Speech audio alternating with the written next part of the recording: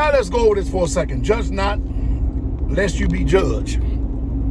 For with the same measure you judge, it shall be meet back to you again. So what's the problem with people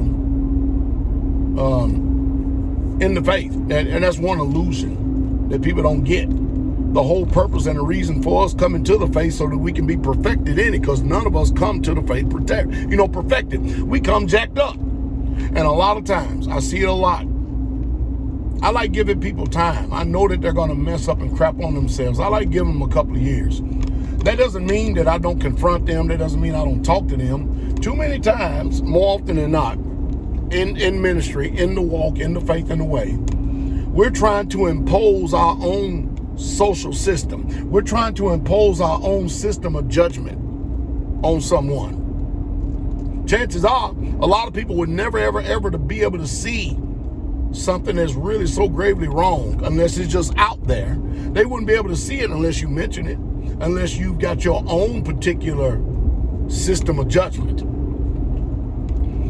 And parents, you have to be, mothers, fathers, you have to be very careful about the things that you say around your children, because they're so impressionable. Whatever you say behind closed doors is going to be their outlook.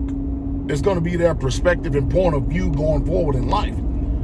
So if you see a sister brand new coming in and she hasn't been around us long and she doesn't look like us totally, she hasn't had time to develop, and the first thing you start going, look how tight her dress is. And the only reason why a lot of women do that, because especially if she's a sister, if I said this once, say it 1,000 times, especially if she is a sister that's pleasing to the eye and has a very pleasant shape, them the ones that get judged and scrutinized more than anything. And I'm probably the only minister on the face of planet Earth that brings balance in that. Because if you got a sister that's shaped really fine, and knowing that we in a ministry where biblical marriage is permitted, you'll have some sister that just doesn't quite meet the standard concerning looks and stuff, and she'll start, look how tight her skirt is. See, look at her just fanning. All the things she's trying to do is put a sin out for everybody to look at her. And more likely she is. More likely she is. And sometimes that's all she know. And you can discern between the two. But why give voice to something like that and then teach your children that negative social, how can I say this? Because it ain't a value system. I promise you it ain't. It's your own personal book. But why try to enlighten somebody else's mind to what you see? There's a lot of things I see I totally ignore.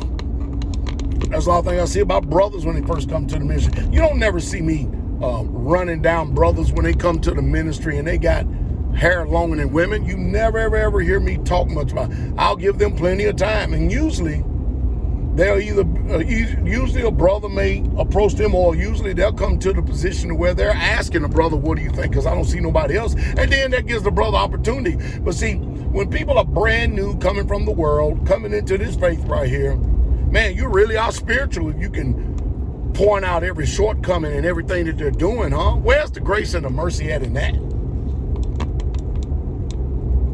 I mean, it's sad. It's so sad. It really is sad. And I get it. Believe me, I get it. I go places. I'm getting ready to go another place again. I don't know how these people dress and stuff, but I'm getting ready to go another place again. Chances are I'll go there and probably see women having cleavage and tight skirts, and some of them want to come up on your face and smile and all loose like the world and stuff. And what am I supposed to do? Am I supposed to just turn around and bring the hammer on them right then and there? Or I'll see some arrogant brothers or something like that. No, the best thing for me to do is to realize where they are. I know where I'm at. And then be an example of a believer.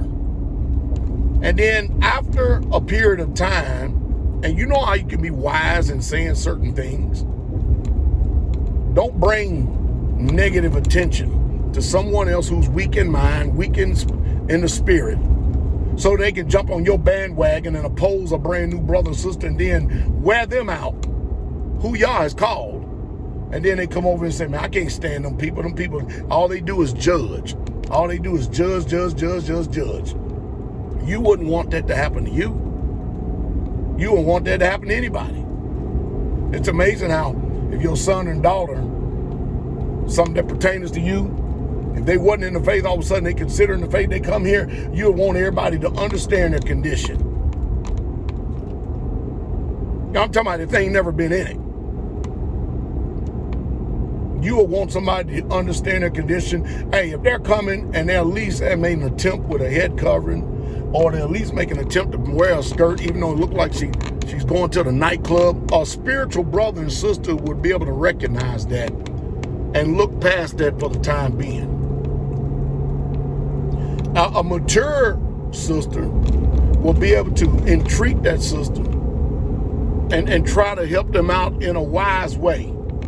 And then after a few times she come that, then they would approach them, but not sit up there and try to go up there and get somebody allied and stuff, because you know that your man would probably be interested in that sister, so you gonna go and make life hell for her and oppressive for her, because you know she fine looking in your man eyes, and you know what he likes, and you know he's probably gonna be scoping that out and stuff, and because of your own insecurities, you'll sit up there and judge that mess.